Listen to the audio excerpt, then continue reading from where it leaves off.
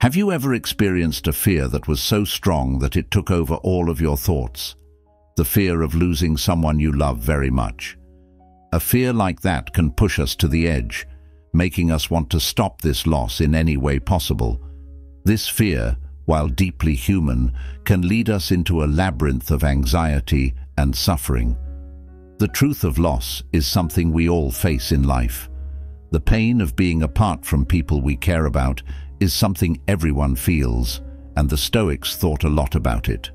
Stoicism is an old philosophy that gives us a new way to think about attachment, loss, and how to deal with the death of a loved one. Stoic philosopher Epictetus once said, "We should always be ready for the unexpected, because the loss of those we care about is out of our control."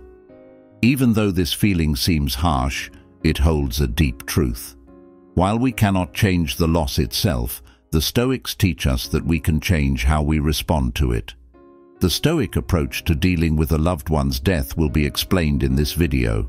We'll talk about how to accept your normal grief-related emotions without feeling overwhelmed by them, how to treasure the memories without letting them hold you back, and most importantly, how to find peace and strength during one of the hardest times in life. The way our lives go is frequently determined by our attachment to people. This strong emotional link, which is seen as a sign of being human, comes from our genes. We are built to connect with others, and those relationships can range from gentle affection to intense, sometimes crushing addiction. One of the most important ideas in Stoicism is that people are not our possessions. This is especially true when it comes to our relationships. Our natural reaction is to feel like something that belongs to us has been taken when we face the loss of a friend, the exit of a partner, or the separation of a child.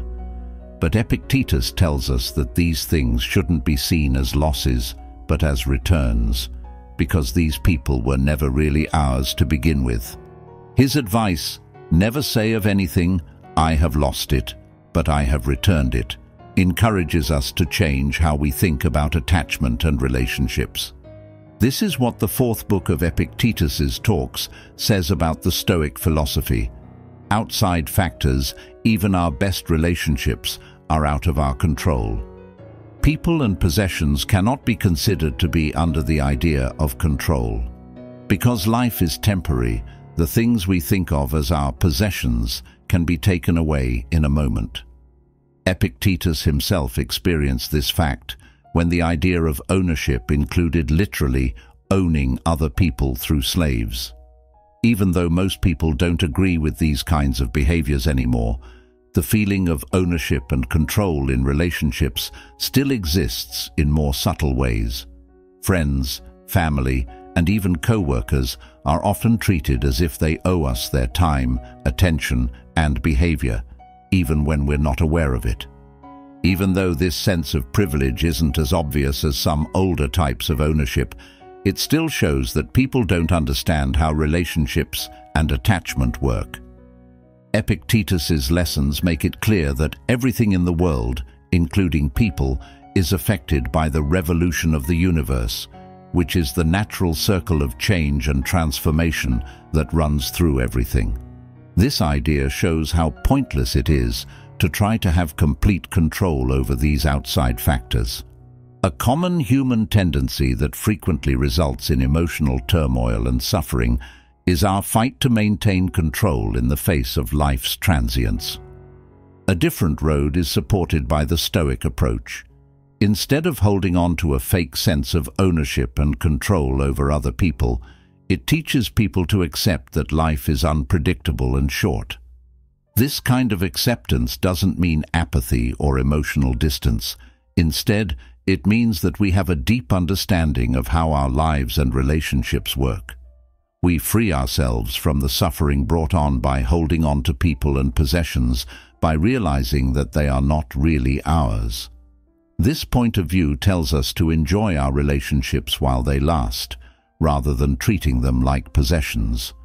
With a calm and wise approach, we can deal with the difficulties of human relationships by adopting the Stoic outlook.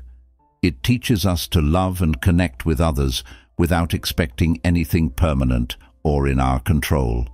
It helps us find peace in knowing that everything and everyone is a part of the revolution of the universe, which is always changing. Emotional assent.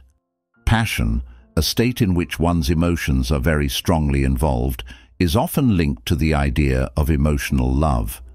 Many people consider being in love to be one of the best emotional states possible in modern culture, where the experience of passionate love is frequently honored.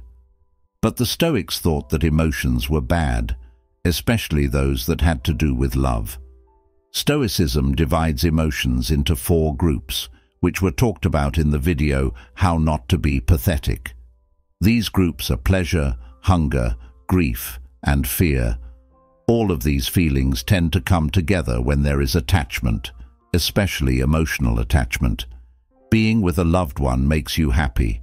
Being without them makes you hungry. The fear of losing someone we love is always present, and their passing can cause us a lot of pain. These emotional reactions, according to the Stoics, are caused by mistaken assumptions about our experiences. Stoics believe that there is nothing inherently good or bad about someone being there or not being there, about loss or death. These things that happen are neutral parts of life. But when we call things good or bad without thinking about them, we spark these strong emotions because our thinking is off track. Epictetus gives us a useful approach to controlling these illogical thoughts and, by extension, our emotions. This is what you should do from morning to evening. Start with the smallest, most easily broken items, like a pot or a cup. Then move on to a shirt, a small dog, a horse, a piece of land, and finally your body and its parts, like your children, wife, and brothers. Take a look around and throw these things away. Purify your opinions out of fear that something that isn't yours might attach itself to them or grow with them and cause you pain if it comes loose. Epictetus says to gradually separate yourself from the outside world, starting with lifeless things and moving on to more important things in life, like relationships. In our own lives, we frequently face situations where our emotional ties make it difficult for us to stay logical. Sometimes our emotions get the best of us, making it hard to think straight. In these situations, the Stoic approach of separating from our ties and focusing on good judgment is very important. Stoicism says that the ability to deal with strong ties and mentally survive the loss of loved ones comes from learned judgment and focused practice. Stoicism doesn't call for a life without feelings or love. Instead, it calls for a life where our emotions are controlled by logic and our ties don't get in the way of our ability to think and act wisely. A healthy connection with our emotions is central to the Stoic approach to emotional consent. It shows us how to feel love and attachment while still being in charge of how these emotions affect our deeds and well-being as a whole. This practice makes it possible to live a life filled with deep love and inner peace, where logic and feeling work together in a way that is directed by knowledge and understanding. Stoicism teaches us to enjoy the good things in life and the beauty of our relationships without becoming overwhelmed by our emotions. This philosophy gives us a way to become emotionally strong and clear, which helps us handle life's problems with ease and calm. Letter from Seneca. Should a Stoic stay emotionless in the face of loss is the question that comes up. Stoicism, which is frequently misunderstood as a philosophy that encourages emotional avoidance, actually offers a more complex view of dealing with emotions, particularly loss. Stoicism stresses how important it is to stay calm, but it also recognizes how hard it can be to control your emotions. This process is neither quick nor easy, and even well-known Stoic thinkers like Epictetus, Chrysippus, and Seneca had emotional problems. Proto-emotions, which are instant, natural emotional reactions over which we have little control, are an idea that comes from Stoicism. Examples include crying after a sad event or the startled reaction in the face of danger. Stoicism doesn't say that these normal responses should be stifled. Instead, it focuses on how we deal with and respond to these emotions afterward, stressing how important it is to think clearly to keep illogical emotions at bay. In one of his writings, Seneca, one of the great Stoic thinkers, gives helpful advice on how to deal with loss. This letter was written while he was banned to Corsica in 41 AD because of a charge against him. Seneca offers advice on how to deal with sadness in his letters with his mother Helvia, who was struggling with his loss. Seneca suggested a reasonable approach to sadness and cautioned against unrestrained sorrow. He talked about how their ancestors dealt with grief. For example, they only let a woman mourn her husband for 10 months, which limited their sadness. He writes, "They didn't tell them they couldn't mourn, but they did put limits on their grief, because it's a foolish weakness to give in to endless grief when you lose someone close to you, but it's also an unnatural hardness of heart to show no grief at all. The best middle ground between love and hard common sense is to feel regret and hold it in." In contrast to Epictetus's idea of total indifference in the face of loss, this viewpoint offers a more reasonable approach. He knows that most people, including his mother, are not Stoic experts and will naturally feel sad. He doesn't say to completely put out emotions, but to keep them in check. He told his mother that studying philosophy would help her heal and make her feel better, which made her sad.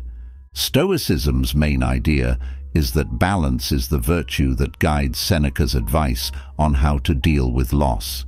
You need to find a way to feel and show your emotions without becoming too overwhelmed by them.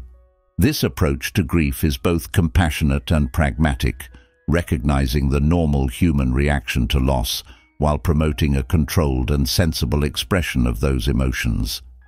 Seneca's letter provides a kind yet strict framework for dealing with loss. In conclusion, while promoting a thoughtful approach to controlling these emotions, it accepts the inevitable nature of emotional reactions to loss. Seneca supports emotional strength and well-being by encouraging moderation and logical involvement with philosophy.